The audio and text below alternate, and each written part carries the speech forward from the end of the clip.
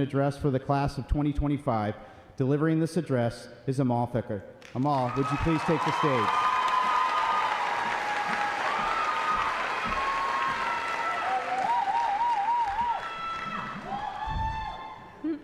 Good evening, everyone.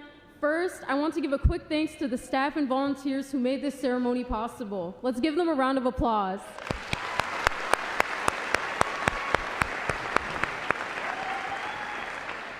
Second, allow me to introduce myself. My name is Amal Fickak, and I'm truly honored to speak with you all tonight.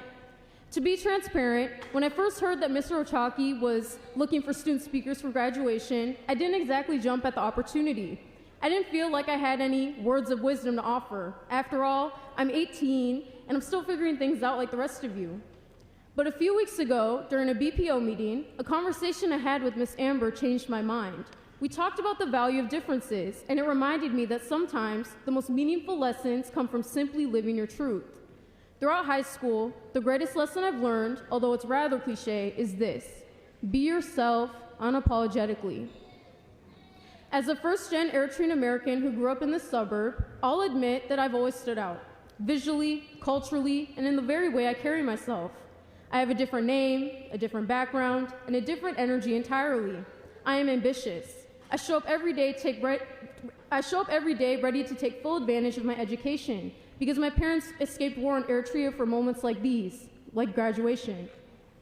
Still though, for a long time, I thought that being different meant that I needed to hide, but hiding your light doesn't make you more acceptable, it just dims your potential. Conformity is suffocating. It shunned me from the success that I wanted to achieve. Throughout the trials and tribulations of middle school and high school, it wasn't until I fully embraced myself, fully and unapologetically, that I began to thrive. It was a good change. These changes included the following. Instead of burning my hair to a crisp, I now wear an afro loud and proud of school. Instead of being shy to give my opinions in class, scared of judgment, I now speak to people with warmth and confidence. Instead of hiding into the shadows, I now walk into rooms knowing that I deserve to be there. My road to self-acceptance during high school changed my life. I feel free. And I feel free because I know that what makes me different isn't something to change, it's something to celebrate. In fact, all of our difference should be celebrated. And South St. Paul has given me so many moments where I saw the celebration of difference in action, whether it be homecoming week, reading literature from diverse perspectives in English class, and being a part of the CDLU and BPO Multicultural Festival. I've also seen the celebration of difference in so many of you. For instance, Anna, with your beautiful work in the IB Art Show. King, as you are a leader on the football field. Brooke and Rosie, as your laughter is infectious. Kenneth and Trey, I love seeing you light up the stage during your theater performances. Haley Jackson, killing it in wrestling. Logan, knowing all the trivia under the sun and knowledgeable. Samantha, repping CDLU proudly. My good friends, Amane, Defina, and Yolanda, who have helped me lead BPO over these past 2 years. Scarlett J and Jasmine, who represent SSP at the state track meet yesterday. And of course, so many of you that I have yet to name.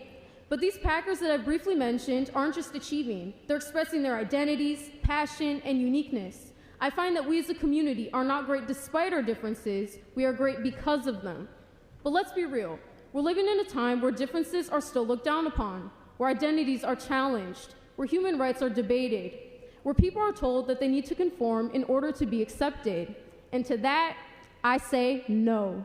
That is a load of crap. You deserve to live fully and freely as yourself.